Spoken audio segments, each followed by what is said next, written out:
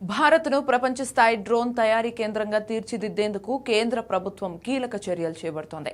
దేశీయ సాంకేతికతను ప్రోత్సహిస్తూ రక్షణ అవసరాలకు అత్యాధునిక డ్రోన్ల తయారీపై ప్రత్యేక దృష్టి పెట్టినట్లు రక్షణ శాఖ కార్యదర్శి రాజేష్ కుమార్ సింగ్ తెలిపారు.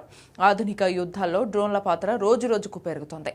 నిఘా, సరిహద్దు భద్రత, లక్ష్యాల గుర్తింపు, అత్యవసర సరఫరాలు, దాడులు వంటి అనేక కీలక కార్యకలాపాల్లో డ్రోన్లు ప్రధాన ఆయుధంగా మారుతున్నాయి. ఈ నేపథ్యంలో స్వదేశీ సాంకేతికతతో డ్రోన్ల తయారీ సామర్థ్యాన్ని మరింత బలోపేతం చేయాలని ప్రభుత్వం లక్ష్యంగా పెట్టుకుంది.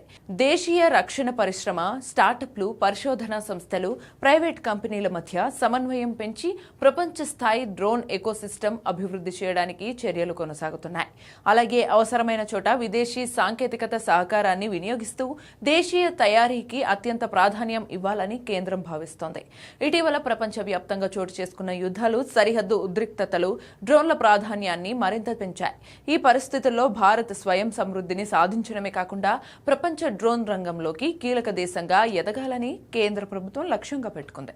మొత్తానికి రక్షణ రంగంలో మేక్ ఇన్ ఇండియాకు మరింత ఊతమిస్తూ స్వదేశీ డ్రోన్ తయారీ, సాంకేతికత అభివృద్ధి, ఎగుమతుల పెంపుపై ప్రభుత్వం దృష్టి సారిస్తోంది. దీంతో భారత్ ప్రపంచ డ్రోన్ శక్తిగా ఎదిగే దిశగా వేగంగా అడుగులు వేస్తోంది.